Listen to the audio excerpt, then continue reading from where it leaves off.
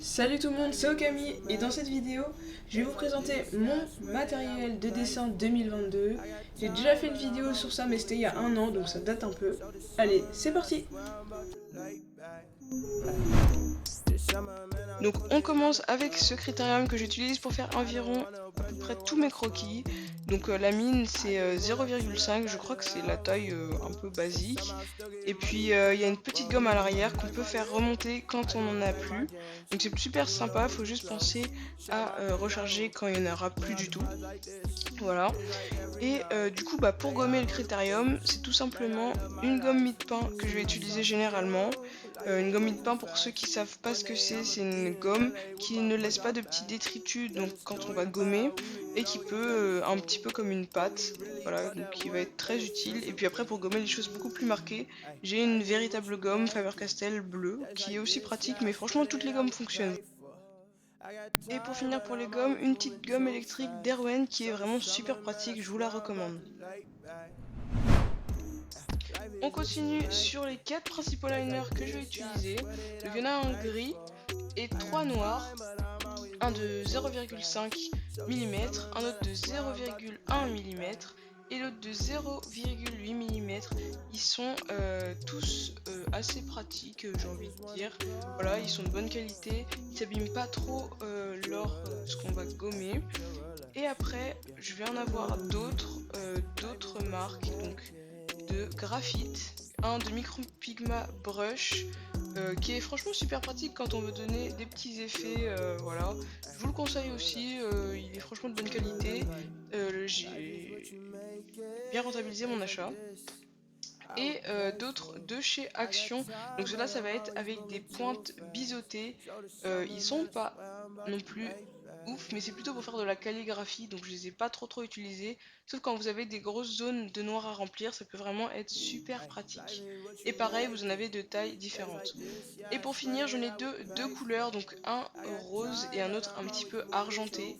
Donc ils sont pas mal, je les ai jamais vraiment testés pour faire un dessin, mais je compte les utiliser plus tard, donc voilà.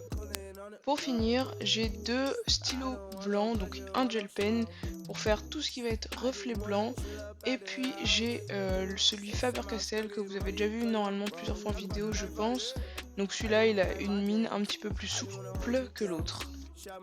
Pour ce qui va être des feutres alcool, vous savez que j'utilise les feutres graphite. Donc les blancs, ils ont une pointe brush et une pointe vraiment fine comme un liner. Et les noirs, ils vont avoir une pointe biseautée et la pointe standard de tous les feutres à alcool. Ensuite, je vais avoir des feutres OUU donc que vous connaissez très bien sur la chaîne, donc je vais pas trop m'attarder dessus. On a une pointe biseautée et une pointe standard comme sur les graphites noirs. J'avais acheté des Toon marqueurs, mais je les ai jamais vraiment essayés, donc je sais pas du tout ce que ça vaut. Pareil pour les pro marqueurs, j'en ai acheté 4 ou 5, que des noirs et peut-être un couleur peau, mais donc je sais pas trop ce que ça vaut non plus. Pour les crayons de couleur, vous connaissez aussi les Castellart, j'en ai fait une vidéo, si vous l'avez pas vue, je vous l'affiche à droite de l'écran, vous pourrez aller la voir après cette vidéo, donc je vais pas trop m'attarder dessus non plus, juste que franchement ils sont super cool.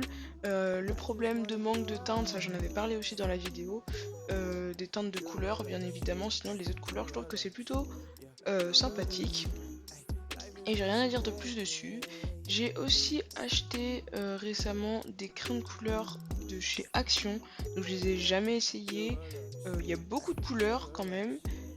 Ils ont pas coûté cher, donc je les essayerai sur un dessin et peut-être que ça peut servir pour dépanner de certaines couleurs, je sais pas. En termes de feuilles, j'ai testé pas mal de choses. Pour commencer, les feuilles comme ça que vous pouvez retrouver à Action. C'est vraiment que pour faire du crayon de couleur.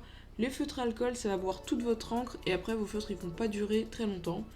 Donc les feuilles canson, dessin, c'est pour le dessin au crayon, hein, c'est pas fait pour les feutres alcool. Après le papier blanc comme ça, à éviter pour le feutre alcool, et les feuilles aquarellables, pareil, c'est que pour l'aquarelle.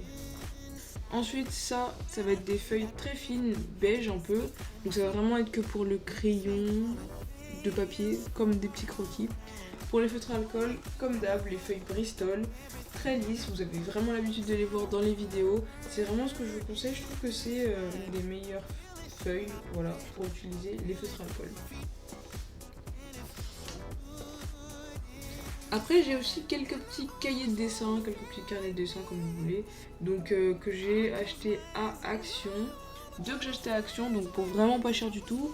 Encore une fois, je vais vraiment que faire du crayon de papier à l'intérieur comme j'ai pu le faire en live, ou alors venir coller des choses mais jamais faire directement le feutre alcool dedans. Et puis j'en ai un qui a coûté un peu plus cher, que j'ai acheté à Cultura. Celui-ci il va être beaucoup mieux pour faire du feutre à alcool, donc ça va quand même transpercer, donc attention à l'arrière des feuilles. Et pour finir sur le matériel, je vais avoir des pastels sèches qui vont être super pour faire des fonds. Je compte vraiment m'en servir, ça peut rajouter un petit plus au dessin. Ensuite j'ai les tout premiers crayons de couleur que j'avais, mais comme ils sont aquarellables et que je fais jamais d'aquarelle, et ben je m'en sers plus trop, donc peut-être que je retesterai pour voir. Et puis dans une trousse j'ai un petit peu tout et n'importe quoi, des feutres, des crayons, mais c'est tout ce qui va être pas très cher, scolaire et tout. Et bien voilà, cette vidéo touche à sa fin, j'espère qu'elle vous aura plu, même si elle était un peu simple, c'était juste de la présentation de mon matériel, mais dans les prochaines semaines arrivent de plus grosses vidéos et j'avais vraiment besoin d'un peu plus de temps pour pouvoir les préparer et qu'elles soient encore mieux pour vous. Donc voilà, n'hésite pas à t'abonner à la chaîne si c'est pas encore fait, à partager la vidéo, à me dire ce que tu en as pensé dans les commentaires ou me poser des questions. Et moi je vous dis à bientôt pour une prochaine vidéo. Ciao!